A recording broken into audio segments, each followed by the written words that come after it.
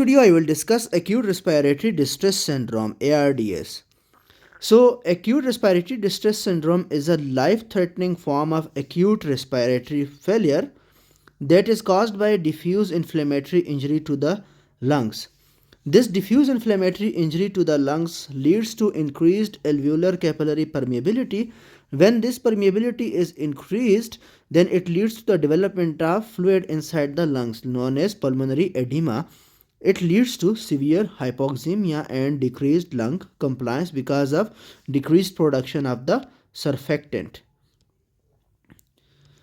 What are the causes of this acute respiratory distress syndrome? There are a lot of causes including direct lung injury, pneumonia, aspiration of gastric contents, pulmonary contusion, inhalational injury, near drowning, indirect lung injury, sepsis, most common causes sepsis, then severe trauma, pancreatitis, massive transfusions, that is transfusion related acute lung injury leading to the development of pulmonary edema, burns, drug overdose, these all can lead to development of acute respiratory distress syndrome. The clinical features may be respiratory and systemic. Respiratory features are severe dyspnea, tachypnea, hypoxemia that does not respond to the oxygen therapy, and the patient may be cyanosed. The patient uses accessory muscles for ventilation. Systemic features are tachycardia, altered mental status due to hypoxia and sometimes due to hypercapnia, and signs of underlying causes, for example, sepsis, trauma, acute pancreatitis, etc. There is Berlin definition or Berlin criteria for the diagnosis of acute respiratory distress syndrome. The onset of acute respiratory distress syndrome should be within 1 week of a known clinical insult. For example, patient has acute pancreatitis, and within 1 week of its development, you should develop acute respiratory distress syndrome. So within 1 week of known clinical insult. Second thing is chest imaging shows bilateral opacities, and these bilateral opacities should not be effusions, collapse, or nodules, but these are mostly pulmonary edema. Then origin of edema. This edema should not be cardiogenic or should not be due to fluid overload. And oxygenation. There is low oxygen in the blood, defined as PaO2 by FiO2 PaO2 by FiO2 ratio of less than 300. Less than 300.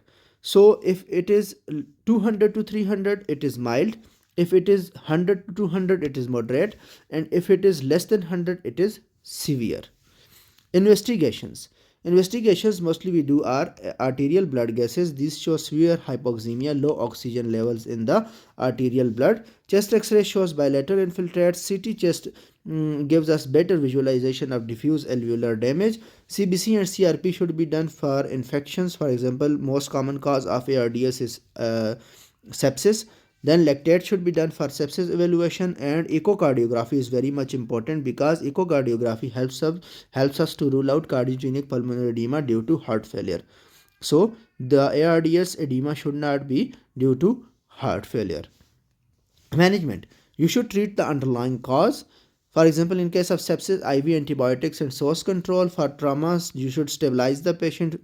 In case of pancreatitis, supportive care including analgesia, IV fluids, but controlled IV fluids should be given, and also antiemetics. Aspiration requires aspiration management. Mechanical ventilation is the mainstay of treatment. Mechanical ventilation is the mainstay of treatment, and low tidal volume ventilation is superior to high tidal volume and gives the mortality benefit. Prone position may be required especially in severe ARDS, and it improves your oxygenation. It is recommended for more than 12 to 16 hours per day. Also, fluid management should be done because fluid overload can lead to further worsening of pulmonary edema. So avoid fluid overload and conservative fluid management strategy. Use diuretics if there is excessive fluid overload. Pharmacologic therapy. Steroids may help in moderate to severe ARDS, but mortality benefit has not been shown with steroids. Neuromuscular blockers can be given especially in severe ARDS for ventilator synchrony, and antibiotics if infectious causes. For example, if there is sepsis, you should give antibiotics. If the patient is in septic shock, for example, you should give vasopressors because you cannot give a lot of fluids because of the pulmonary edema. And extracorporeal membrane oxygenation can be used in certain patients who are refractory to this positive pressure ventilation and who have refractory hypoxemia that does not respond to optimal ventilation. In these patients, you can go for ECMO, extracorporeal membrane oxygenation, but this does not provides that much benefit also.